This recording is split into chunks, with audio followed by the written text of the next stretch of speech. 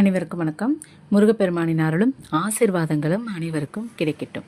இந்த பதிவில் நம்ம எதை பற்றி பார்க்க போகிறோம் அப்படின்னா, நிறைய பேர் வந்து பார்த்திங்க அப்படின்னா வழிபாடு பண்ணுறோம். நானும் அந்த பரிகாரம் செஞ்சேன், வழிபாடு பண்ணேன், மேனிஃபெஸ்டேஷன் பண்ணேன், பிரம்ம முகூர்த்தத்தில் விளக்கு போட்டு பார்த்துட்டேன். ஆனாலும் எனக்கு இந்த ஒரு சில விஷயங்கள்லாம் நடக்கவே இல்லை.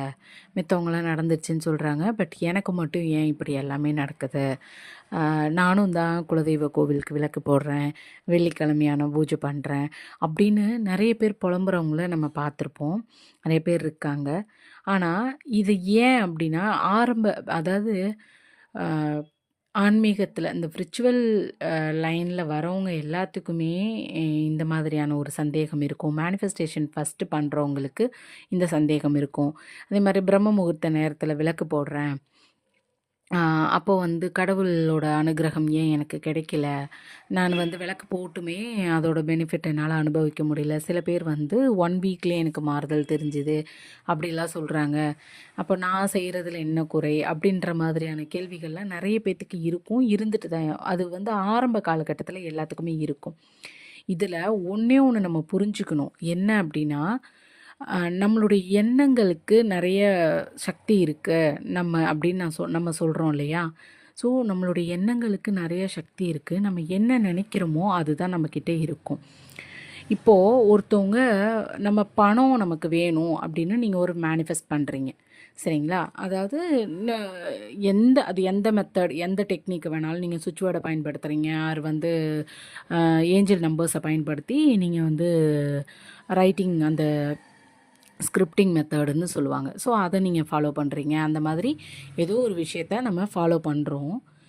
ஆனால் அந்த விஷயம் வந்து சில பேருக்கு வந்து பார்த்திங்கன்னா, நான் வந்து 555 எழுதினேன், எனக்கு இந்த விஷயம் நடந்துருச்சு, நான் ஜாப்க்காக எழுதினேன், எனக்கு ஜாப் கிடச்சிருச்சு அப்படின்ற மாதிரிலாம் சில பேர் கமெண்ட்டில் சொல்லுவாங்க. அதே கமெண்ட்டில் பார்த்தீங்க அப்படின்னா, எனக்கு வந்து நான் 5 முறை இது மாதிரி ட்ரை பண்ணிட்டேன், பட் எனக்கு கிடைக்கவே இல்லை, ஏன்னு தெரியல, இதில் கூட நான் இது இல்லையா அப்படிங்கிற மாதிரி யோசிக்கிறவங்களும் அதில் கமெண்ட் பண்ணியிருப்பாங்க. இதுக்கு காரணம் என்ன அப்படின்னு பார்த்தீங்கன்னா, அந்த சுவிட்ச் வேர்டை வந்து நீங்கள் முழுசாக யாரோ சொன்னாங்க, நம்ம அந்த டெக்னிக்கை பயன்படுத்துகிறோம், நம்ம எழுதி பார்க்குறோம் அப்படின்ற ஒரு கான்செப்டில் தான் நீங்கள் அதை எழுதுறீங்க அப்படிங்கிறது தான் உண்மையான ஒரு விஷயம்.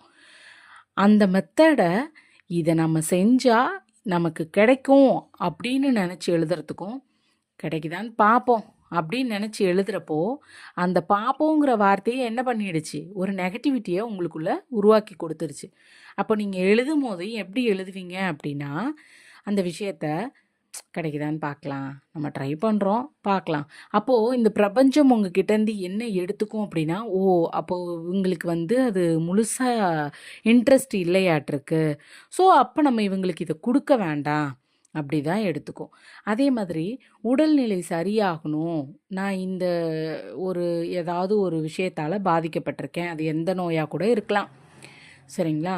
இதுவால் நான் பாதிக்கப்பட்டிருக்கேன் அப்படின்றதுக்காக ஒரு இது எழுதுறீங்க. இல்லை ஒரு வழிபாடு ஒரு ஜோதிடர் சொல்லியிருக்காங்க, இல்லை யார் மூலியமாவது யூடியூப்பில் இந்த மாதிரி எங்கேயாவது பார்த்துட்டு ஒரு வழிபாடு பண்ணுறீங்க, இந்த நேரத்தில் விளக்கு போட்டால், இந்த கடவுளுக்கு விளக்கு போட்டால் நல்லது அப்படின்னு யாராவது சொல்லியிருப்பாங்க. அதை நீங்கள் ட்ரை பண்ணுறீங்க. அப்போது யாராவது உங்ககிட்ட நல்லா இருக்கீங்களா, எப்படி இருக்கீங்க அப்படின்னு கேட்டால், நான் நல்லா இருக்கேன் அப்படின்னு சொல்கிறத விட்டுட்டு, என்னங்க பண்ணுறது, எனக்கு சுகர் வந்துருச்சு, என்னங்க பண்ணுறது, எனக்கு இந்த நோய் இருக்குது, நான் இதனால ரொம்ப கஷ்டப்பட்டுட்ருக்கேன். ஆனால் நீங்கள் அந்த ஸ்கிரிப்டிங் மெத்தடையோ வழிபாடு முறையவோ எதையோ ஒன்று பின்பற்றிட்டுருப்பீங்க. அப்போது இதுதான் நீங்கள் வெளிப்படுத்தும் போது என்னவா வெளிப்படுத்துகிறீங்க அப்படின்னா, எனக்கு இந்த இது இருக்குது அப்படின்றத என்ன பண்ணுறீங்க, நீங்கள் பிலீவ் பண்ண ஆரம்பிச்சிடுறீங்க. உங்களுக்குள்ளே அது இருக்குங்கிறத நீங்கள் என்ன பண்ணிக்கிட்டீங்க, ஸ்டேபிளாக நினைக்க ஆரம்பிச்சுக்கிட்டீங்க. அப்போ இந்த பிரபஞ்சமும் சரி, உங்களுடைய உறுப்புகளும் என்ன நினைக்கும் அப்படின்னா, நம்ம இதுக்குள்ளே இருக்கோம் அப்படின்ற அந்த ஒரு கனெக்ஷன் வந்து இருந்துகிட்டே இருக்கும். அப்போ நெகட்டிவை நாம் என்ன பண்ணணும் அப்படின்னா, நம்மளுடைய வார்த்தைகள்ல இருந்தும் நம்மளுடைய எண்ணங்கள்ல இருந்தும் ஃபஸ்ட்டு எடுக்கணும். அப்போ இது எல்லாத்தாலையும் உடனே முடியுமா? அப்போ நீங்கள் என்ன, யாராவது கேட்டால் கூட உடம்பு நல்லா இல்லாததையும் நல்லா இருக்கேன்னு சொல்லிக்க சொல்கிறீங்களா அப்படின்னா, ஃபஸ்ட்டு நல்லா இருக்கேன் அப்படிங்கிறத நீங்கள் நம்பணும். பரவாயில்லைங்க, ஏதோ நான் இப்போ தான் நான் க்யூர் ஆகிட்டு வரேன், நான் நல்லா ஆரோக்கியமாக மாறிட்டுருக்கேன் அப்படின்னு சொல்கிறதுக்கும், எங்கே நல்லா இருக்கேன் அப்படின்னு சொல்கிறதுக்கும் நிறைய வித்தியாசம் இருக்குது இல்லையா? ஸோ உங்களுக்குள்ள ஃபஸ்ட்டு ஒரு மனமாற்றம், உங்கள் எண்ணங்களாலேயும் உங்கள் உடலாலேயும் ஒரு நோய் தொந்தரவு இருந்தாலும் ஃபஸ்ட்டு மாற்றம் வந்து உங்களுக்குள்ளே வரணும். இது ஆரம்ப காலகட்டத்திலவே நம்ம வந்து இதை பழகிறது ரொம்ப நல்லது. அப்போது நம்ம ஒரு விஷயத்தை செய்யும்பொழுது முழு ஈடுபாட்டோடு அதில் செய்கிறோம் அப்படின்னா, அதனுடைய நம்ம எண்ணம், செயல் எல்லாத்துலேயும் அதே எண்ணத்தோடு ஃபோக்கஸ்டாக இருக்கும்போது நிச்சயமாக இந்த பிரபஞ்சமே உங்களுக்கு தேவையானதை கொண்டு வந்து கொடுக்கும். இது உண்மை. இதை நீங்கள் ட்ரை பண்ணி பார்க்கலாம். கன்ஃபார்ம். அப்போது நம்ம என்ன பண்ணணும்னா, நீங்கள் ஒரு நாளைக்கு நம்ம என்னென்ன மாதிரியான நெகட்டிவ் வேர்ட்ஸ் எல்லாம் நம்ம யூஸ் பண்ணுறோம். நம்ம பொதுவாகவே நம்மளுடைய வார்த்தைகளவே இனிமேல் என்ன பண்ணணும் அப்படின்னா, கவனிக்க ஆரம்பிக்கணும்.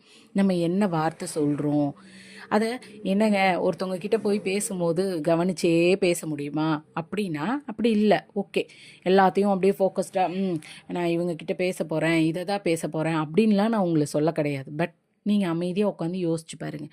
இப்போது ஒரு 10 நிமிஷம் யார்கிட்டையாவது பேசிட்டு வரீங்க. அப்போ வந்ததுக்கப்புறம் யோசிச்சு பாருங்கள், நீங்கள் என்னென்ன மாதிரியான வார்த்தைகளை அவங்கக்கிட்ட பேசிட்டு வந்திருக்கீங்க. அதில் எத்தனை நெகட்டிவான தாட்ஸ் மட்டும் நம்ம பேசியிருக்கோம், எத்தனை பாசிட்டிவ் பேசியிருக்கோம் அப்படின்றத யோசிச்சு பார்த்தீங்க அப்படின்னா, இல்லை இது ஈஸியாக இன்னும் பண்ணலாம் அப்படின்னா எழுதலாம். நம்ம என்னென்னலாம் யூஸ் பண்ணுவோம் பாருங்கள். என்னால் முடியல அப்படிங்கிற அந்த வார்த்தையை நிறைய தடவை சொல்லுவோம். அதே மாதிரி என்ன சொல்கிறது, ரொம்ப டென்ஷனாக இருக்கேன், என்னை கோவப்படுத்தாத, அப்படி என்னை கத்த வைக்காத. ஸோ இதுதான் நம்ம குழந்தைங்க கிட்ட பேசுகிற வார்த்தைகளும் சரி, ஹஸ்பண்ட் ஒய்ஃப்குள்ளே பேசிக்கிறதும், எல்லா வார்த்தைகளையுமே நெகட்டிவாக டென்ஷன் ஆக்காதீங்க, என்னை கோவப்படுத்தாதீங்க, இந்த மாதிரி. அதே மாதிரி எதையாவது கோவத்தில் திட்டும்போது நல்லா இருக்க முடியாது, நல்லா இருக்க, இந்த வார்த்தைகளெல்லாம் பயன்படுத்தவே கூடாது. ஸோ நம்ம என்னென்ன வார்த்தைகளெல்லாம் இந்த மாதிரி நெகட்டிவான வார்த்தைகள் யூஸ் பண்ணுறோம் அப்படிங்கிறத கொஞ்சம் உற்று நோக்கி கவனிக்க ஆரம்பித்தோம் அப்படின்னா நமக்கே புரியும். அப்போ என்ன பண்ணணும், நம்ம உடல் சரியாகணுங்கிற ஒரு வார்த்தையை எழுதிட்டு, நான் டென்ஷனாக இருக்கேன், நான் கோவமாக இருக்கேன், என்னால் முடியல, எனக்கு ரொம்ப படபடப்பாக இருக்குது, நீ இப்படிலாம் பேசுகிறது எனக்கு கடுப்பாகுது, டென்ஷன் ஆகுது அப்படின்னு கத்துறப்போ இந்த வார்த்தைகள்லாம் என்ன ஆகும்னா நமக்குள்ளவே திரும்பவும் வேலை செய்ய ஆரம்பிக்கும். நீங்கள் உட்காந்து 1 மணி நேரம் டைம் ஸ்பெண்ட் பண்ணி, 1/2 மணி நேரம் ஸ்பெண்ட் பண்ணி, ஸ்கிரிப்டிங் மெத்தட் எழுதி, ஸ்விட்ச் வேர்டு எழுதுறீங்க, வழிபாடு பண்ணுறீங்க, எல்லாத்தையும் பண்ணிவிட்டு என்ன பண்ணுறோம், திரும்ப 1/2 ஹவருக்குள்ளேயோ 1 ஹவருக்குள்ளேயோ திரும்பவும் நம்ம என்ன பண்ணிக்கிறோம், அது திரும்ப என்கிட்டவே வா அப்படின்ற மாதிரி நம்ம கேட்டுக்கிறோம். இதுவும் ஒரு காரணம். ஸோ ஃபஸ்ட்டு நம்ம வழிபாடு பண்ணுறோம் அப்படின்னா, அது சம்பந்தமான விஷயங்களாவது நமக்கு நடக்குது, கண்டிப்பாக நடக்குது. சரிங்களா? நடக்குதுன்னு மட்டும் கிடையாது, கண்டிப்பாக நமக்கு நடக்குது, மாற்றம் இருக்குது நமக்குள்ள அப்படிங்கிறத நீங்கள் பிலீவ் பண்ணி வார்த்தைகளாலையும் அந்த நெகட்டிவாக வார்த்தைகள் கொடுக்காம பாசிட்டிவான வேர்ட்ஸை மட்டும் கொடுத்து பயன்படுத்தி பாருங்கள். இது நிச்சயமாக நிறைய மாற்றங்களை நமக்குள்ளே கொடுக்கும்.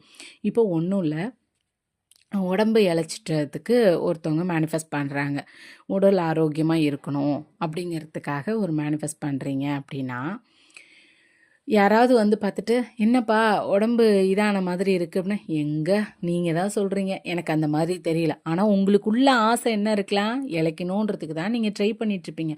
அப்போ அவங்க கொடுக்குறத அக்செப்ட் பண்ணிக்கணும். அதை விட்டுட்டு என்ன பண்ணுவீங்க அப்படின்னா, அவங்க கொடுக்கறதுக்கான வார்த்தைக்கும் நெகட்டிவ் வார்த்தையை நீங்கள் அவங்களுக்கே எடுத்து கொடுத்துருவீங்க. அப்போது இந்த பிரபஞ்சம் உடனே அப்போ இன்னமும் அவங்க இப்படி இருக்க தான் ஆசைப்படுறாங்களோன்னு சொல்லிட்டு நீங்கள் என்ன கேட்குறீங்களோ அதையே கொடுக்கும். அப்போ நீங்கள் என்ன பண்ணுவீங்கன்னா, மேனிஃபெஸ்ட் பண்ணதே வேஸ்ட்டு அப்படின்ற ஒரு தாட்டுக்கு உங்களை நீங்களே எண்ண ஆரம்பிச்சிருவீங்க. தோல்வியாக நீங்கள் எண்ணிக்க ஆரம்பிச்சிருவீங்க. ஸோ அந்த தோல்வியை நீங்கள் ஏற்றுக்கக்கூடாது. அப்போ என்ன பண்ணணும் அப்படின்னா, எண்ணங்களாலையும் செயல்களாலையும் உங்களுடைய வார்த்தைகளுக்கு பவர் இருக்குது, உங்களுடைய எண்ணங்களுக்கு பவர் இருக்குன்றதை உணர்ந்து இனிமேல் பேச ஆரம்பிங்க. இதை நிஜமாகவே உங்கள் லைஃப் ஸ்டைலுக்குள்ளே ஒரு 10 டேஸ் இதை நீங்கள் கொண்டு வந்து பாருங்கள். உங்கள் லைஃப்குள்ளே நிச்சயமாக மாற்றம் இருக்கும். இந்த பதிவு உங்களுக்கு பிடிச்சிருக்கு அப்படின்னா உங்கள் ஃப்ரெண்ட்ஸ் அண்ட் ஃபேமிலி எல்லாத்துக்குமே ஷேர் பண்ணுங்கள். வேறு ஒரு நல்ல பதிவோடு உங்களை சந்திக்கிறேன். நன்றி, வணக்கம்.